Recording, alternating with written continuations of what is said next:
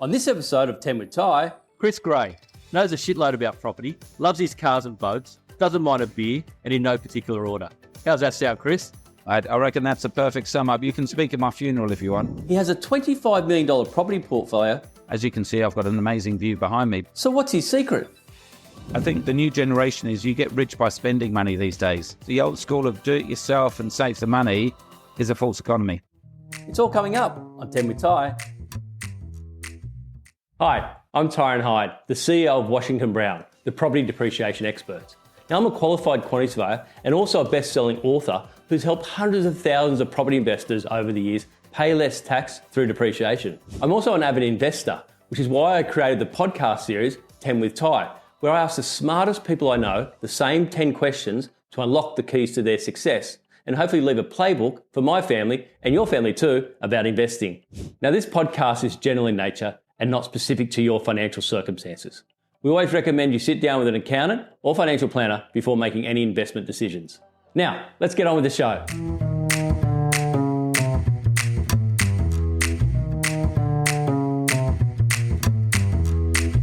Hello and welcome to 10 with Ty. My next guest is Chris Gray. He's a contrarian when it comes to property, or his views are. He's a former accountant turned property strategist. He's written 6 books on property investment. He owns a buyer's agency called Your Empire, and he was host of Your Money, Your Call on Sky Business News for 10 years. That's his official bio, but I've written my own one for Chris. Chris Gray knows a shitload about property, loves his cars and boats, doesn't mind a beer, and in no particular order. How's that sound, Chris? I reckon that's a perfect sum up. You can speak at my funeral if you want. Now, before we get into 10 with... Oh, welcome to 10 with Ty, by the way. Before we get into my world-famous 10 questions, I just want to ask you a couple of questions. Firstly, what are your contrarian views that go against the grain when it comes to property investment? Look, it's pretty much in everything if you look at your parents. So the whole idea of go to school, get a good education, go to university, then get a good job, buy a home, get married, white picket fence, pay it off over 25 years, then start investing over that.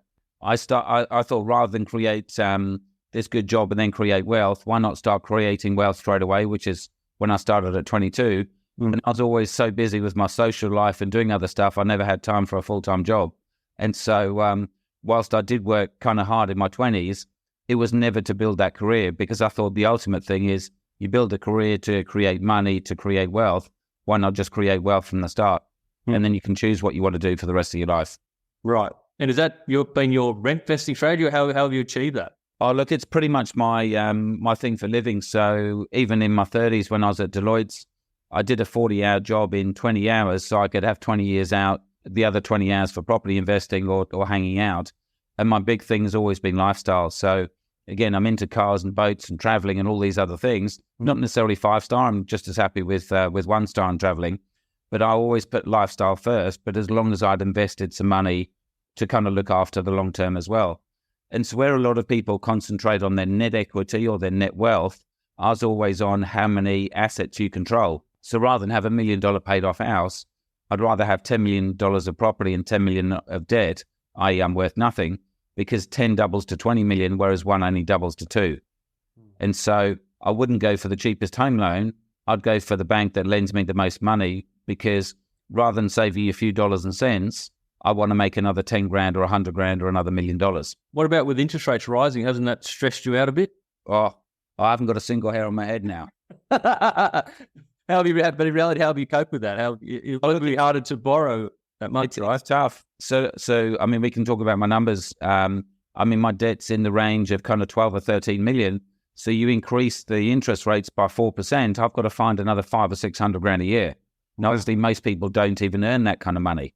So that's all part of the cycle. So in the good times, rather than blow all my money, that's when I was then pulling equity out, making sure I've got equity buffers so that I can ride these downtimes without having to panic sell. Now, over the last 30 years that I've been investing, we've had lots of ups and downs, GFCs, COVIDs, credit crunches. I paid 10 or 11% interest rates. I paid down to 2 or 3. And the whole idea is this isn't a hobby business. This is big business. Like I've got 20, 25 million of property. And so that's, if you think of that as a business rather than just an asset base, that's a lot of money to deal with. And so I treat it like a business. And so I have the best advisors in the country I can have and my numbers inside out. And whilst I haven't got everything perfect, I reasonably calculate. So I could go bust at some point in time. Hopefully I won't. But at least I'm making calculated decisions, but with some very big numbers. Mm-hmm. And how have you limited that risk of the 25 million? Like, what's your strategy there? So a lot of it's about the quality of the assets that I buy at the first place. So it's not volatile stocks. I'm not buying in mining towns or regional areas that might double or half overnight. So it's slow and steady wins the race kind of philosophy. And a lot of what I've learned about buying the right stock comes from, say, Sky News. As you said, I've been hosting on there for 10 years. And so I would then go and invite the guests that I wanted on there, like the economists and the banks, and I'd work out what they like, what they see as risk-free, what they're more prepared to lend on. Because your ability to go from one property to $5, $10, $20 million isn't based on what you think it's worth or how you value the asset. It's what the bank thinks, because they're the ones refinancing to then give you the equity to keep repeating. So I learned what the value is like and what they dislike to then be as aligned with the bank as possible, so that when the bank sees me, I haven't got a $5 or $10 million home. As you can see, I've got an amazing view behind me, but I'm probably one of the most well-known rent investors. I haven't lived in my own home for probably 25 years, half my life, and I may never live in my own home ever. But to me, it's an advantage rather than a negative. So I can do these things because I know the banks hate lending on $5 or $10 million properties. If you've got a 25 million portfolio, debt of 12, why don't you just sell the whole thing and sleep better at night? Or is that not your strategy? Yeah, so what you could do. So, I mean, just to make the numbers easy. So say a few years ago, I had, say, 20 million of property and 10 of debt. So I could sell it all. You'd have 10 million. You'd probably pay maybe 2 million capital gains. You're left with 8 million cash. Now, 8 million cash, obviously, for a lot of people, then that's a lot of money and they can survive on that, and multiple families can survive on that. But again, my thought is that $8 million is rising by, say, 400 to 800 grand a year, which when you live in Sydney and there's kids at private schools and overseas holidays and stuff like that, sure, it is a lot of money. But again, my thought is say 20 or 25 million is then rising by, say, $1.5 to $2.5 million a year. Sure, you've got the debt, but I'm not paying for the negative gearing from my wages. It's really coming from equity or from the other properties. And so because I know my numbers inside out, I'd rather have rather than 8 million doubling to 16 million debt-free, I'd rather have 25 million doubling to 50 million and then give me a net, say, 35 million or whatever later on. Because sure, I get a bit of stress from the debt, say, in times like this, when your repayments suddenly go up 400 or 500 grand a year. But in 2021, when I had, say, 20 million and 10 of debt, my portfolio was only costing me maybe 50 or 100 grand a year. Right. And so if I had $1 million in my buffer, that was going to last me 10 or 20 years. It's no stress. So having $10 million of debt is stressful. But if you already know you've got 500 or 600 grand's worth of rent coming in from diverse properties, I'm not paying back $10 million worth of debt. I'm paying the difference between the rent and the mortgage on $10 million worth of debt. That makes sense. Now, SQM has recently said that rents in Sydney went up 24% last year, right? Is rent investing still a strategy with this rise in rents? Yeah, because the reality is for rent investing is I go and buy lots of little properties, and a little property in Sydney is 1 to 2 million. And that typically rents at roughly 3 to 4, maybe 4.5% if you're lucky. I then go and rent $5 or $10 million homes. Not many people can afford those. And the ones that can afford it don't want to rent because technically poor people rent. And so there's a social stigma against it. So the yield's only about 1%. So even if rents rise, say, 25%, I've effectively got my 4% rents going up at 25%, which is an extra percent. Whereas my 1% rent that I'm paying on my home that I live in, that goes from 1 to 1.25. So big deal, because the rents I'm receiving are much more than the rents I'm paying. So I don't mind about rent increases because I benefit. I do. I agree with you. Sometimes as you know, we view a lot of properties. I think we've done 250,000 reports over the years. And sometimes I do an inspection. I'll go out to see this client. They might have paid, say, $1.8 million for a property. And I say to them, so what are you renting this for? What are you renting out for? $600 a week. I'm thinking, man, the tenant's winning here, right? Once you take into account property manager fees, they don't value the repairs and maintenance that go with it, all these other things. I'm thinking, you must be clearing like $200 and you just pay 1.8 million for the property. Anyway, all right. Are you ready to play 10 with Ty, Chris? Let's fire away. All right, question number 1, Chris. What has been your best investment? So probably one of the best ones I've done, and it's been in quite a few magazines, was in the GFC. So roughly around 2010, everyone said the world was coming to an end, a bit like COVID, worst financial crisis we've ever had in the world. You shouldn't be buying. I went and bought a $1.9 million block of units in Coogee. It was a block of 5 units. I think it was 3 2-bedders and 2 1-bedders. I then spent $600,000 on it, so it cost me $2.5 million. I converted some of the 1-beds into 3 beds, bolted balconies on the front, refurbished the whole block. So it cost me $2.5 million.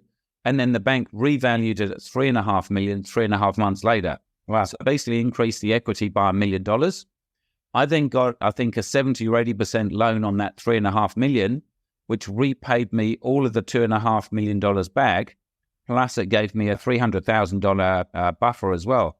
So basically, bought a property, renovated it, got all my money back, plus an extra $300,000 in about 3.5 months' time. So if I could do that once a year, that'd be an amazing thing. But unfortunately, life doesn't work that way. It doesn't, does it? Just a couple of questions on that. So do you still own it? Yes, I do. So it's still in your portfolio. And big question, how do you turn a 1-bedder into a 3-bedder? Oh, it's absolutely amazing. This is the smallest 3-bedder in the world. It's about something like 60 square meters, which is horrendous. And there's almost no windows. So this is in the middle of the block. It was basically a 1-bedder, but then there was the other side of the block was like a little garden shed. And so we enclosed that and then put that in there. And then there was a little storage room that we managed to turn into a 3rd bedroom. So in Coogee, obviously beachside suburb, the amazing thing is for students, it's perfect. So we would get people from, say, the University of New South Wales that could normally only afford to live in Randwick, but they could then move into Coogee for maybe $600, so maybe $200 a bedroom. Sure, it's a small bedroom, but they're spending most of their time either at university or their job, so they're not really hanging out at home. So it's almost just like a bed at night. So if it's dark, there's no real windows, doesn't really matter to them. So the only time we've had a problem was in COVID. Because people were staying at home. That would be the worst place in the world to go and live in the middle of COVID, because you've got 3 of you in there, no windows, no outdoor space. And so it'd be pretty tough. But for the rest of the 10 or 15 years I've owned it, it's been very, very good. Fantastic. Now, question number 2, Chris. What has been your worst investment, Chris? So probably the worst, and again, I think of them as learning experiences. So I don't think I've made mistakes. I've made learning experiences, and even if you lost $100,000 on one thing, if it saves you $200,000 from the next one, then that's a good investment of money or time spent well. So probably it was buying a house and land package up in Brisbane. This was in early 2000s. I did a joint venture with a guy from the UK. He basically wanted to buy a property. He couldn't get a mortgage, so I worked out how I could double his rent, double his capital growth. I would do all the work, and I'd only benefit after he got his money. So I only basically made a profit after he made a profit. And so we ended up buying a house and land package because he was a foreigner, so we wanted to buy something brand spanking new. And look, it did go up. So I think we bought it for about $300,000. I think we sold it for about $450 quite a few years later. So in the time it went up by 50%, Sydney equivalents in the eastern suburbs had gone up by 100%. So sure, I still made a profit, so it wasn't a bad mistake.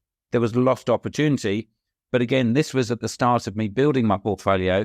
And so rather than then go and buy a whole bunch of other properties, like 10 or 20 million of those, at least I only bought the one and then I moved on from it. Chris, number 3, what has been the most valuable investment advice you've ever received?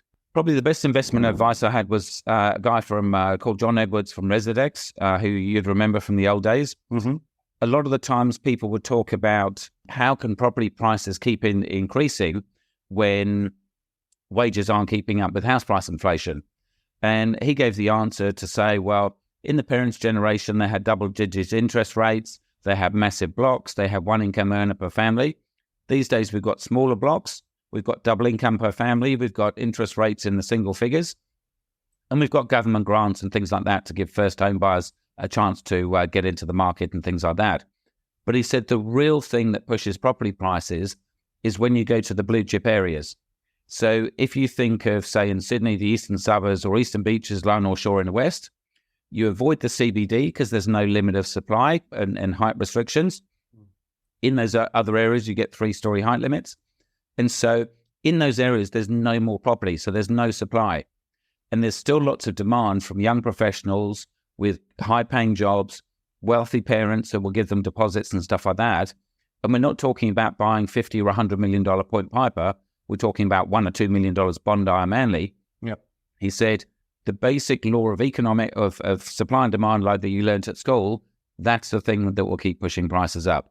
And that's why I think that is the most solid market in Australia or in the world, is those blue chip markets, because there is no affordability problems there. So the saying, they're not making any more land, I tend to think that's true in those areas, right? But where you've got an infill site and you're subdividing, they are making more land.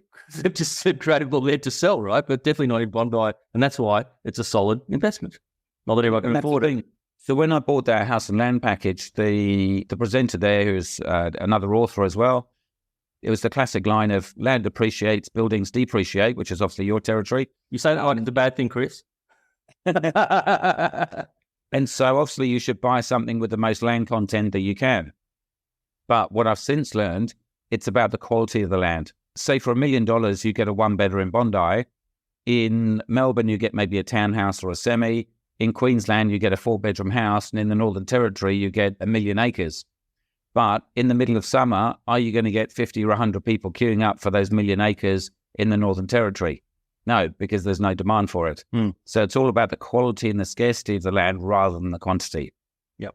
Now, just to clarify, land appreciates, buildings depreciate. We do know that. But you, as an accountant, you would recommend that once someone buys it, once they've bought that investment property, a depreciation schedule from Washington Brown's a no-brainer, right, Chris?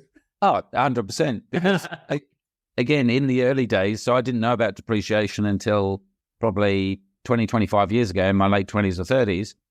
Again, a lot of the firms were almost guaranteeing that whatever you spent on the report, you'd be getting that within the first year or two in deductions. So it's a no-brainer. It pays for itself. Why wouldn't you go and get those deductions? Yeah, excellent.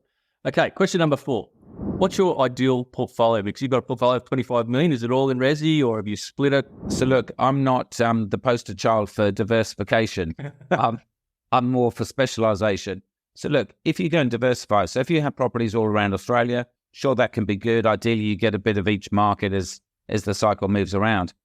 I'm very much more into specialisation, that I know my subject, the type of property I'm investing in inside out, because that's all I've done for the last 20 or 30 years. So all of mine is resi property. Probably 90 or 95% is in Sydney, in blue chip. The other 5 or 10% in the UK outside of London, similar kind of thing.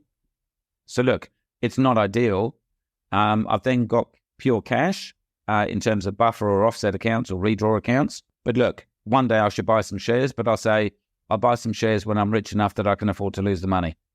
That's right. That's exactly right. Do you own an investment property? Washington Brown has helped over 250,000 property investors pay less tax with the depreciation schedule. Visit washingtonbrown.com.au to pay less tax today. Number 5, Chris. Now, let's say you've got children. Let's say one of your kids come up to you and said, Dad, I've just saved 20 grand, right? They've worked at Macca's for a couple of years. How would you tell your 20-year-old child to invest that money? Yeah, well, I'm forcing my kids to read my books and saying, do you want to work for the rest of your life? Because they say all the daddies at school go to work, whereas you don't. I said, well, if you read my book, you could have the rest of your life to choose whatever you want to do.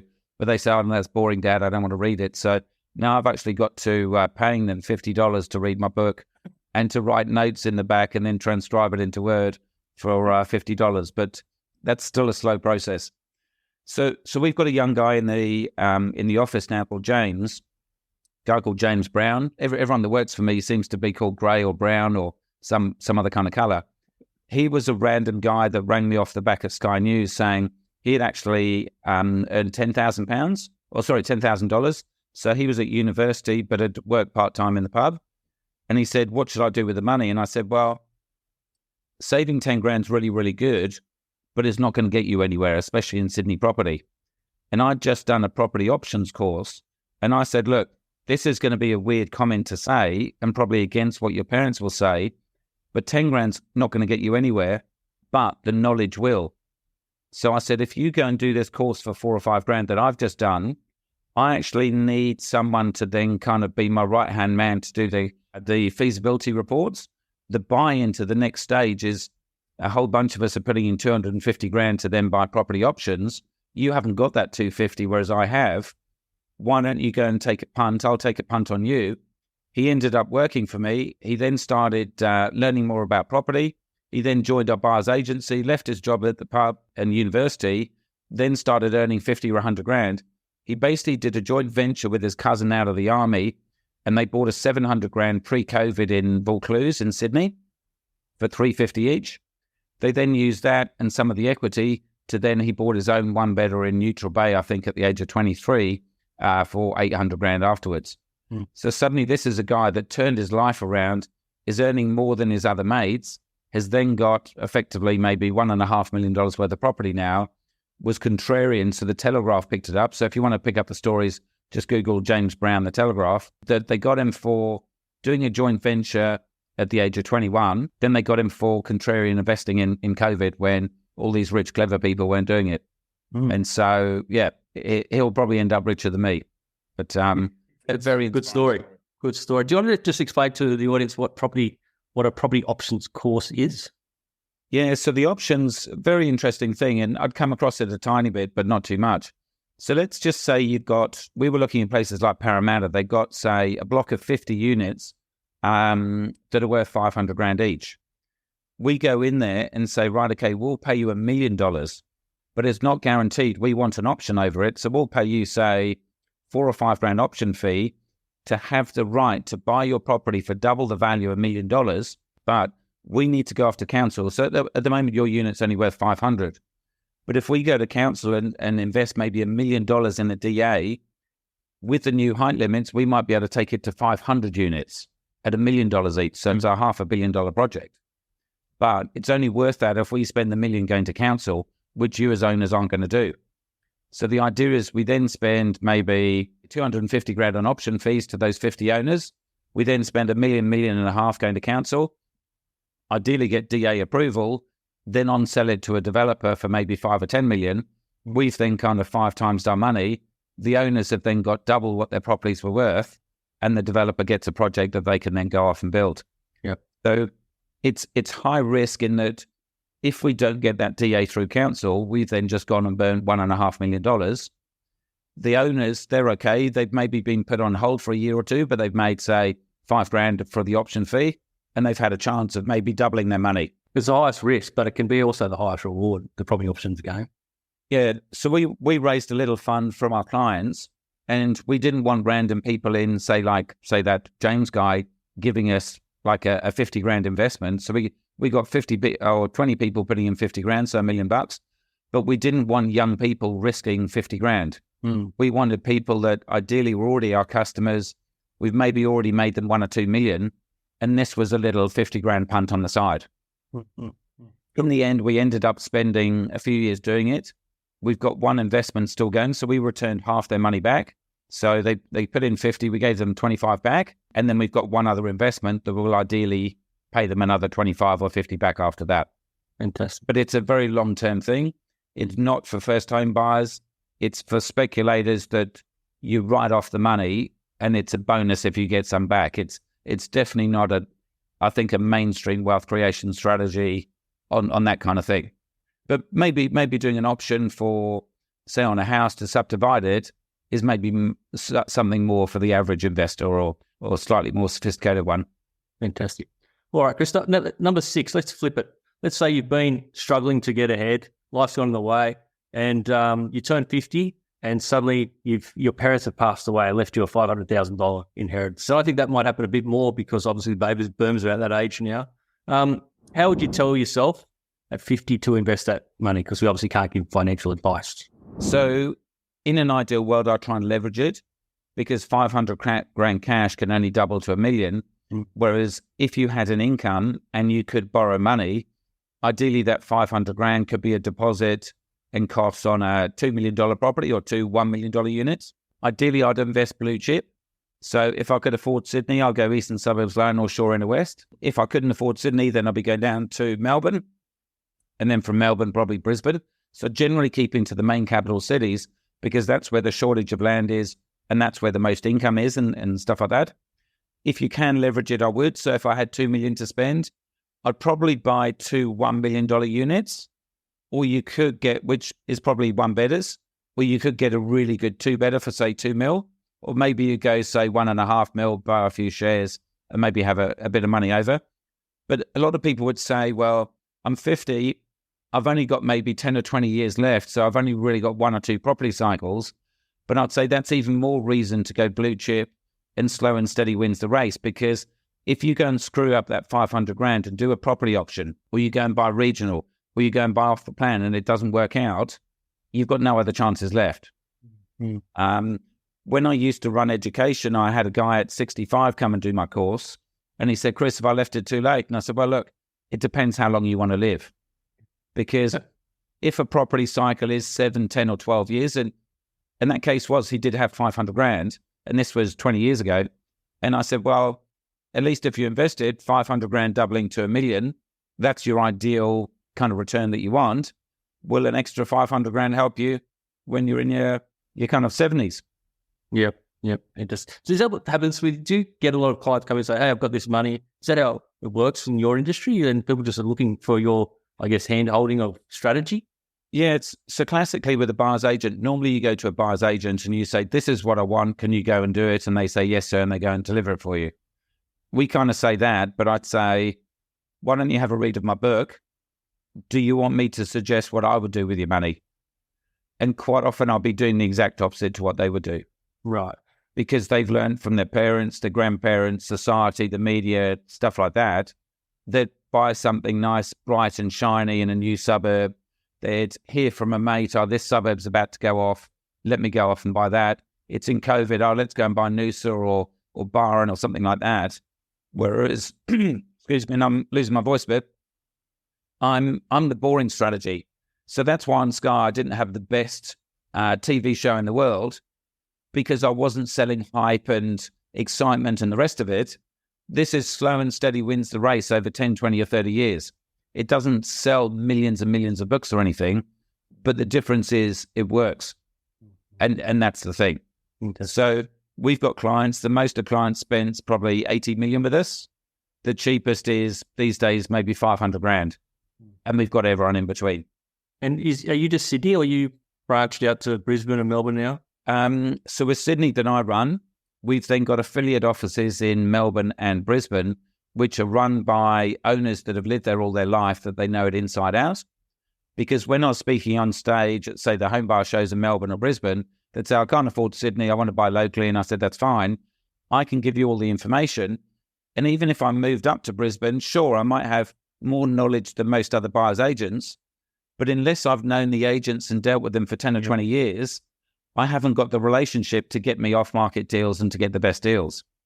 And this is the thing. So for Joe Public, you can know everything, but you can't actually compete with someone that's done 100, 200, 1,000 deals with a real estate agent, because they've got that existing relationship, just like you have with your suppliers.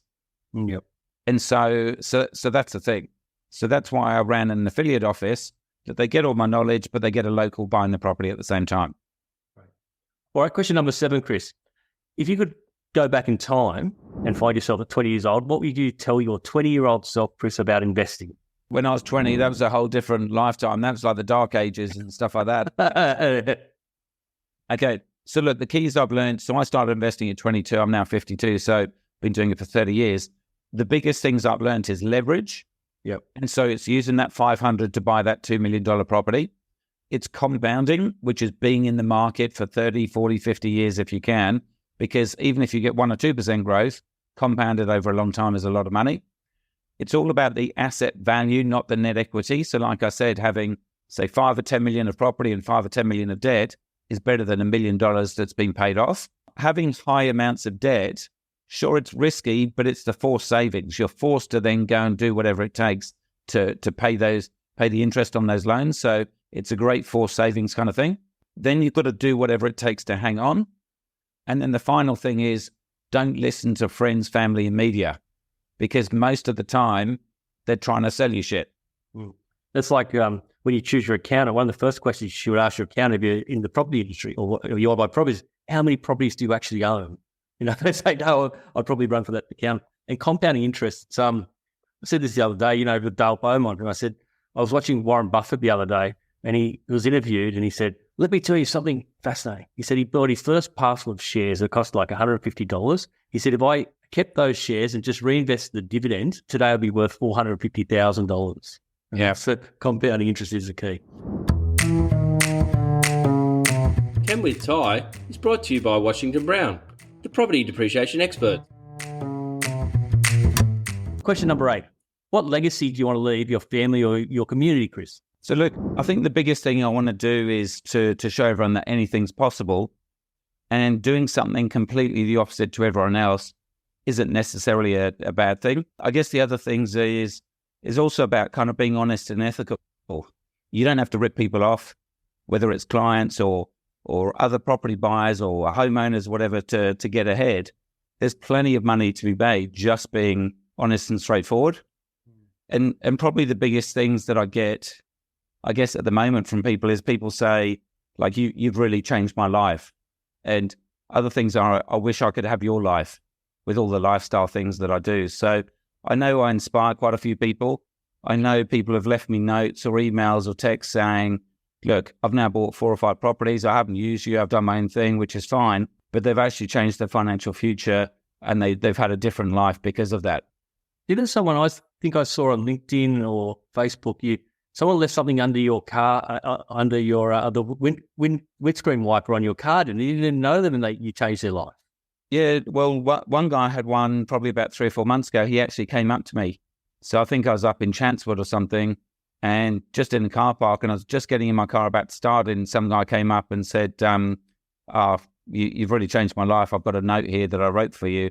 Can you take this note? And I read it after he went, and it said, yeah, you've changed my life, which is amazing. Yeah. That's fantastic. Well, that's a good lead into my next question, because you are obviously successful. You're working 2 hours a day. That's pretty successful if you're out 30. But what does success look like to you, Chris?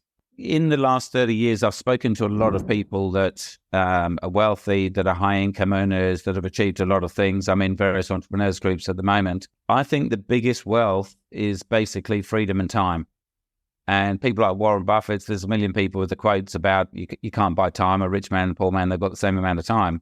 But it really is that freedom. So I worked twice as hard in my 20s. So in my 20s, I did a full-time job as an accountant at Kodak. I then travelled up to central London 4 nights a week to study accounting, and studied at the weekend and property invested at the same time. So basically worked twice as hard in my 20s. I retired from full-time work at Deloitte at 31. So for 21 years now, I've had a much more relaxed lifestyle than most people. Obviously, I still work. I still have a business. And for those in business, you might work 2 hours a day, but in reality, it's still 24/7 that you're kind of thinking about things. But to not have to get up, to not have to do anything most of my life is a great thing. So where the teachers say to my kids, what do your parents do? They say, my mum goes out to work. My dad eats pizza and drinks beer and lies on the couch watching TV, which isn't quite the truth, but it is for part of it. That's perfect. But what I'm trying to instill in the kids is, sure, I do a different kind of work. So I'm lifting the weight of $10 or $15 million worth of debt 24/7 for decades. And so that's my heavy lifting, whereas other people, their heavy lifting might be 60 hours a week. Whereas I'm trying to leverage my thoughts, my expertise to do something kind of different. But the freedom it gives me for traveling. So normally I travel 10 or 15 times a year. I'm into my vintage cars and stuff like that now, and boats and stuff. A lot of it's not necessarily expensive, but you need the time to be able to go and do it. All right, question number 10, the final question, Chris. Now, this is why I kind of started this podcast, because I saw my father lose all his money, and I've done pretty well. And I want to leave something for my daughter and hopefully your kids as well to look back on. So Warren Buffett is quoted as saying, rule number 1 of investing, never lose money. And rule number 2, never forget rule number 1. What's your best strategy to not lose money, Chris?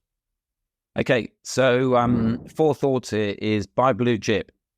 And so it's not going to double overnight, but it's not going to half overnight. So it's the slow and steady wins the race philosophy.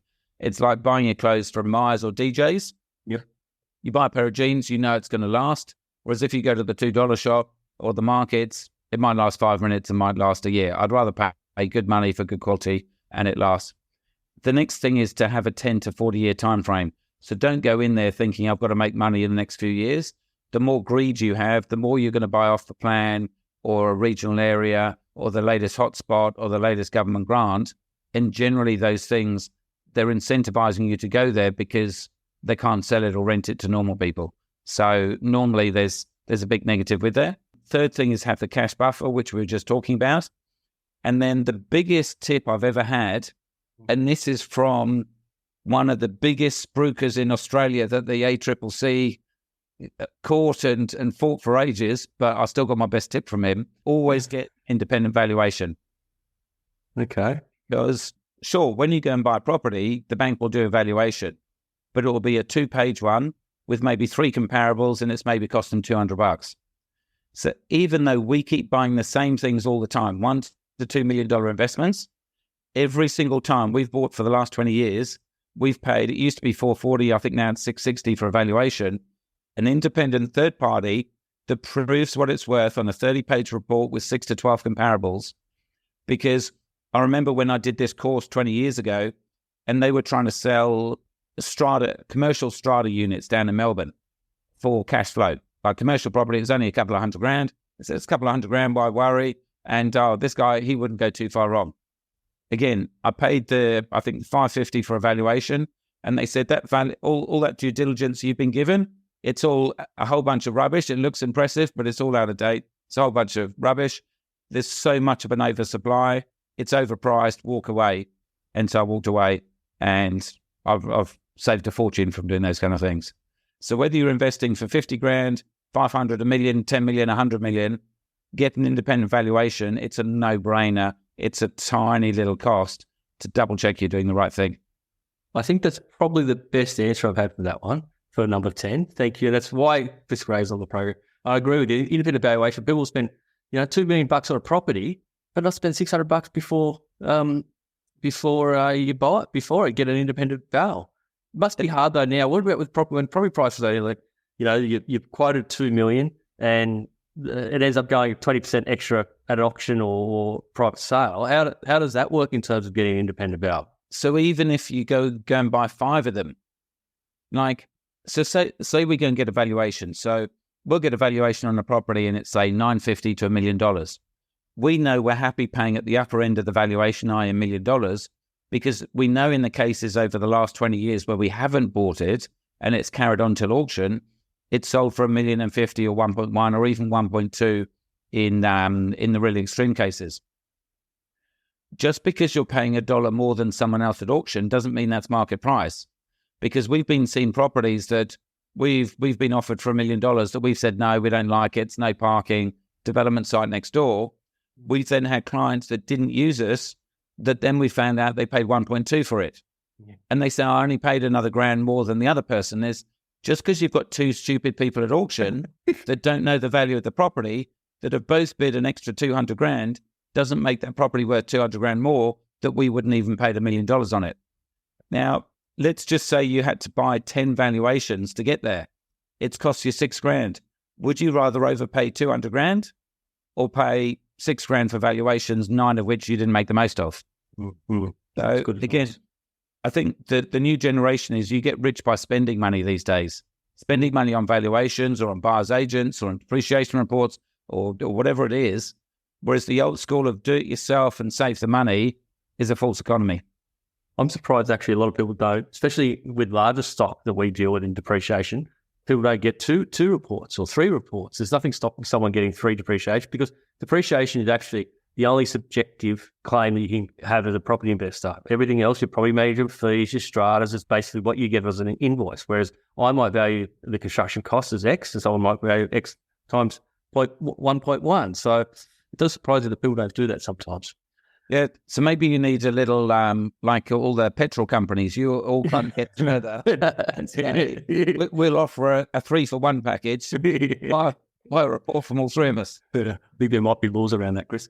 Now, there is a bonus question, which I haven't told you about. It's related to your skill set, and obviously helping property investors and property owners is your skill set. It's obviously really hard for young people to get on the property ladder now, with property prices the way they are, interest rates, etc. So let's say you're an average couple. Let's say I'm a nurse and my husband's a police officer, politically correct there. How would you advise that couple to get onto the property ladder with minimal savings? They're on the average wage. Very hard. How would you advise them? Look, it's tough. I think the best knowledge out there is books, because like we've talked about the media, and look, I've had most of my life in the media and writing, I guess, articles and being on Sky News and stuff, and I'm telling people don't listen to the media, is because most of it is hyped. And you're getting all of the guests on there would have had marketing reasons why they would have come on my show, just like I'm on your show. Everyone's got a vested interest in doing something.